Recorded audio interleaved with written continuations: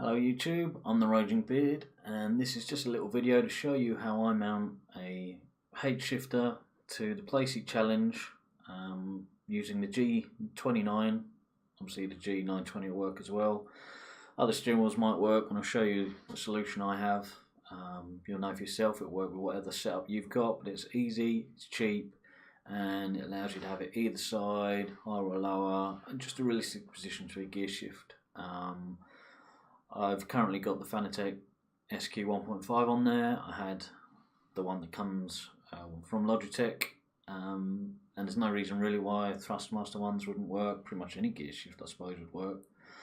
So yeah, let's show you now just how simple and easy it is and how surprisingly sturdy it is.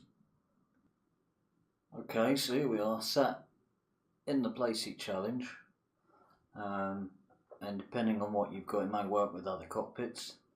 This works because of the amount of free space I've got around the steering wheel, and these, the brackets that otherwise mount it to a desk, are otherwise unused.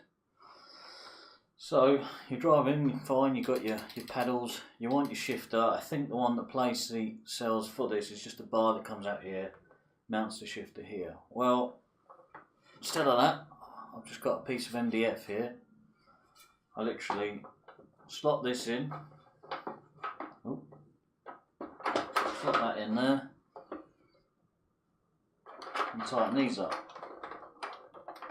which makes that rock solid. Then what I've got here is the Club Sport shifter, which is somewhat probably too heavy for this. This is ideal really for the Logitech shifter that came with it.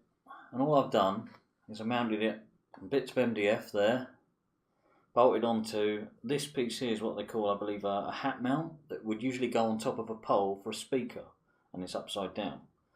Again, I'll try and find all the links again and put them in the description. And this here is a monitor mount, like you'd buy off Amazon. That would clamp to a desk, the pole goes up, and the monitor clamps to a Visa mount, and I'll just turn it upside down and cut the bottom off. I'll go through this separately, probably after I've shown you how it mounts and everything, but this is the important bit. So you put the bit of wood in there, I put that on there, tighten that up, and there you go.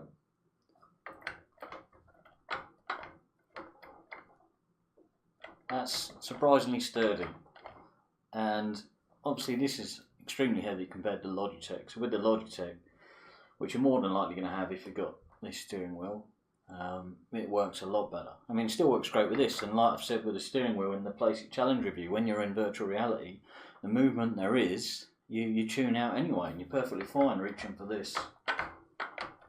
You know, it's great. And adjusting this, and of course how long you have this bit of pole here is up to you. You could have the shifter right further down, you can have it so short, you can have it a lot further up.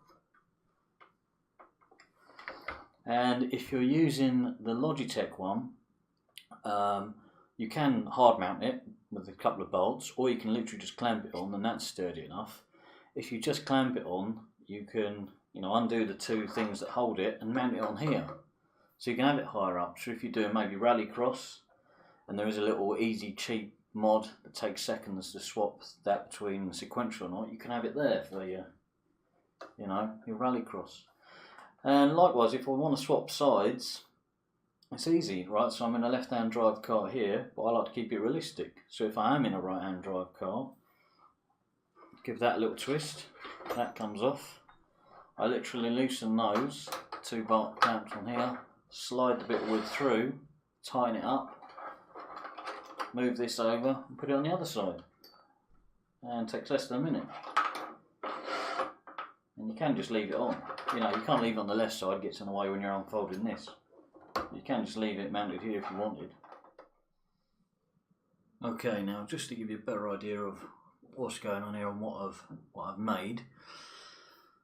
At the bottom here is just two pieces of MDF I've literally screwed together. It'd be easier just to use a thicker bit of wood. That'd do the job, but this is what I happen to have laying around, so I just cut it to shape, measured the distance, and cut it to size with a jigsaw, screwed it together to give me a chunky bit of wood. Obviously there's mounting diagrams for shifters out there that hard mount. So I got the one offline of this and measured the bolt pattern, and did the holes and screwed it in. Likewise, this thing, like I said, is what I believe called a hat stand. I'll do a search, double check, and put a link in the description. I believe it usually goes that way up, goes on a standard sort of pole for audio equipment, and tightens up on it, and your speaker bolts on top. Obviously I've flipped it round, I've done nothing else with it other than bolted it on here. Drilled through and bolted through, so that's rock solid. This thing, like I said, would be a monitor mount. This one's by Geronic. Again, I'll put descriptions in if I can find them. This is just the cable tidy, comes off. You can put your cable through it or not. And I've cut it down here. It doesn't matter how neat or tidy it looks down here. This is the plastic plug that's usually in. I've just put it back in anyway, not that you need it. And how long you have this is clearly up to you. You know, how low or high you want your gear shift. You could even have more of these because it's easy to swap in seconds. So you could have a really short one, really long one, you know, depending on how many setups you want, depending on what cars you're driving. This clamps down really tight, really easy. It does grip so well. And you've only got to give it a couple of turns to tighten it, a couple to loosen it, and that's job done. If you've got the Logitech, which is what I was using before, this can be smaller, of course, and you can just clamp it with the built-in clamps to this. If you've got a thinner bit of wood, as you know, with your gear stick, you've got the two bits to turn from the top and the one from the bottom. If the one from the bottom doesn't reach because you're using a thinner bit of wood, you can literally take, it's 4 screws to take that bottom bit out, undo that plastic bit and flip it over, and it will screw in the right way. If you've got one, you look at it, it'll be obvious. If just explaining it now, you probably won't have a clue what I'm talking about, but when you look at it, it's obvious. But better than that, there's two holes you can screw through, and again, there's mounting diagrams online. I might find them, put a link to them in the description, make it easier for you. Anyway, that's it. This is really heavy, but it's still sturdy, as you saw.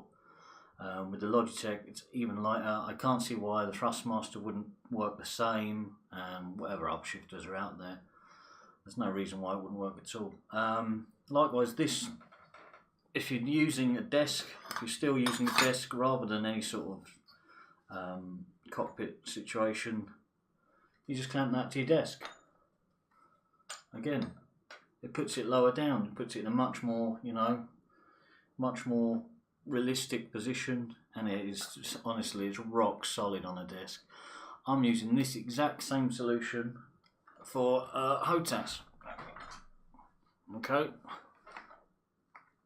I'm mounting them to my desk, so I play a bit of Elite Dangerous and I have them mounted like that either side of me, and they're rock solid. Anyway, so there you go. I hope that helps someone.